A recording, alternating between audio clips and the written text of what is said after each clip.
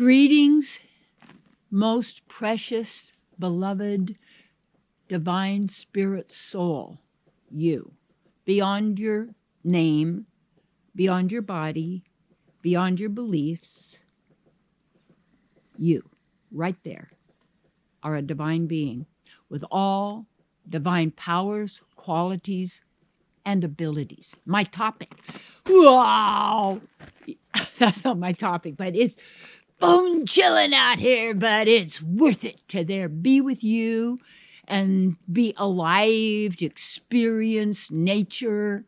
And my topic, get over self-doubt. Doubt is a bugaboo. Doubt knocks people off. And what happens is, what I share with my students is, it's best to keep silent about what you want to attain, because you then open yourself to the doubt of others. And I have people that work with me that say, well, because you've attained all these things, you know I can. I said, absolutely, I know how it works because I've done it and I know how it works. But what happens when you share with people who are not aware, do not know who they are, do not know how this world operates, do not know who they are as a divine being and all your qualities and powers and abilities and who you really are, they're going to give you what they believe to be true because they've been programmed and conditioned and hypnotized, you might say, to believe these things. And then these beliefs that conjure doubt that you're not able, you're not smart enough, you don't have enough money, there's not enough time, you're going to die and lose it all, you're alone and nobody was ever there for you, and blah, blah, blah, blah, blah, on and on, all distractions, then you doubt yourself. Self-doubt is the worst thing of all because it also brings self-abuse. Because you're not trusting your own inner guide. I don't believe the mind, not even for a moment, even though I'm using it now, or I'm operating from self, and at the same time, that I call it implant, maybe we call it the virus, the reptilian brain, whatever you want to call that, is the vehicle of doubt, self-doubt. So that when you doubt, and you take a look at where does your doubt come from? Where does doubt come from? When you take it comes from fear. And the fear comes with a word. Now, this is your project. This is your assignment.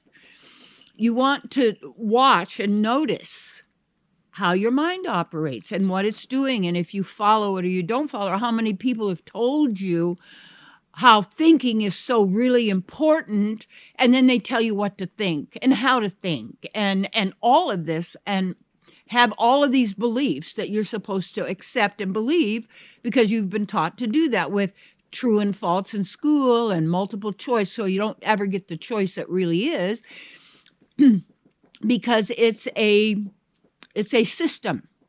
And in the system is used to produce doubt in you so that you then give your power to someone else. The moment you believe that someone or something is more powerful than you, knows more than you do. I don't mean about a topic, say how to play the violin or, well, golly sake, how to do the garden. And yet, even those things, if you approach it, I think it wasn't that story about little Elton John or whatever, that he got a piano when he was 6 years old and he just started fiddling and playing with it. And I remember I had this little girl over to my house, and I let kids play with the piano. I tell them, you can play with all my toys as long as you just be nice to them and put them back, okay? So the little girl, I let her sit down at the piano to play. Her dad immediately pushes her off. He said, look, play like this. And he starts playing. You know, didn't play very well. But now he doesn't even know what he's doing. But he pushes her off that you don't know how. And you can't know how because you just don't. But the truth is, we are wisdom. And you can do anything at all if you choose to focus on it confront it, get involved in it, maybe take lessons, or find out mainly from someone who's an expert in that and knows how to do it. And you can be an assistant to that person, a journeyman, they called it, or journeywoman, where you are an apprentice and you learn how to do it. When I trained probably 30 different people to be ministers, and more than that, to be spiritual healers, practitioners, it was all based on the truth that you do know and who you are, and that you are able and you can, you're a divine being with all godlike divine powers, qualities, and abilities.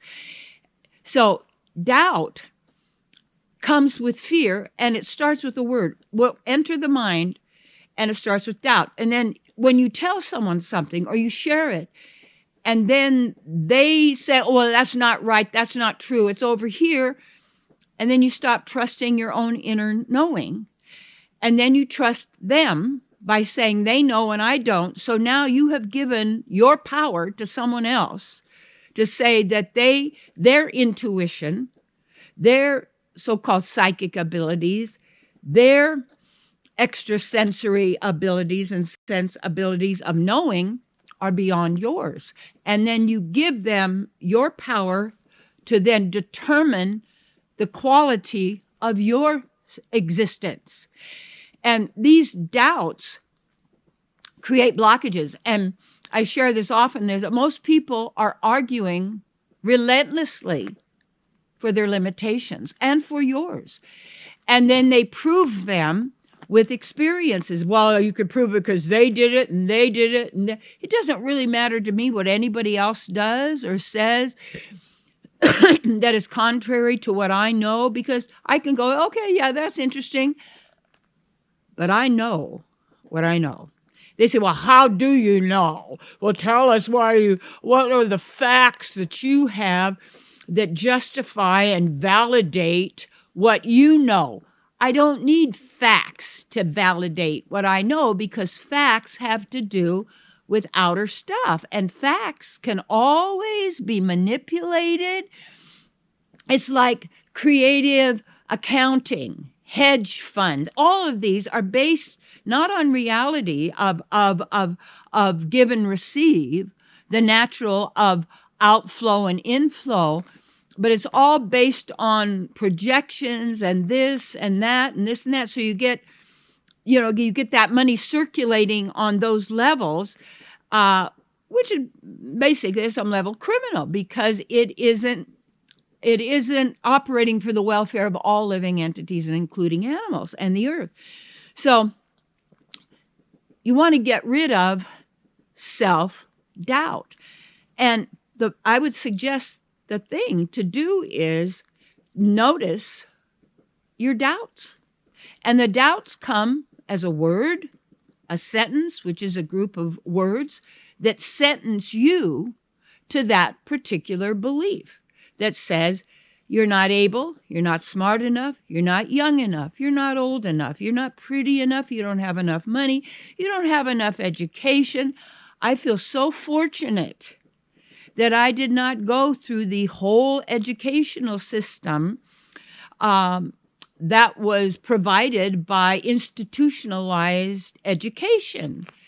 I had wonderful parents that allowed me the freedom to explore and didn't create pressure for me to get good grades, because grades are also on the curve, so that it sets the students up to be in oppositions to others, because others then become their competitors, and meaning they can win and you can lose. And you cannot lose with the stuff I use. That comes from my old friend Reverend Ike. You can't lose with the stuff I use. It's true. So everybody, really, every person, not everybody, every person is already a winner. You can't get any more than you have.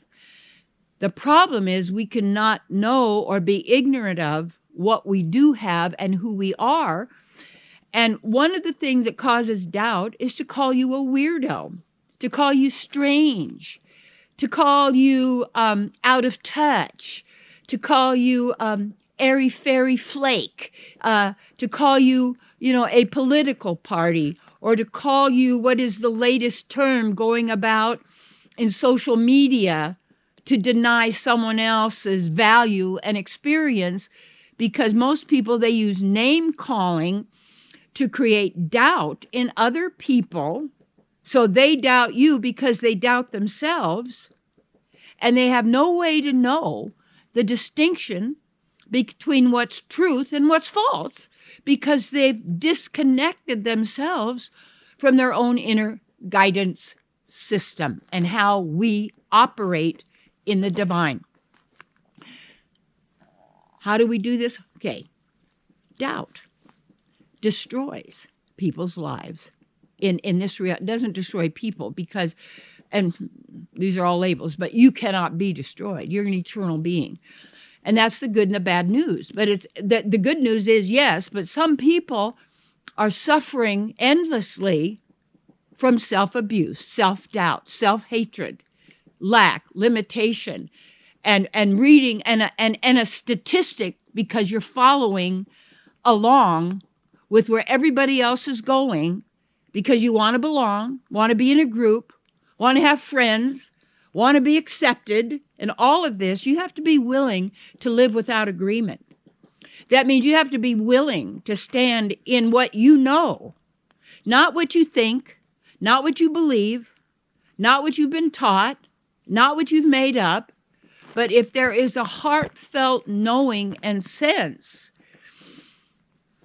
that's your real guide. And then notice when you doubt how it came about, what it caused you to do, and notice you did that. You chose to forget who you are and give someone else the power that you already have.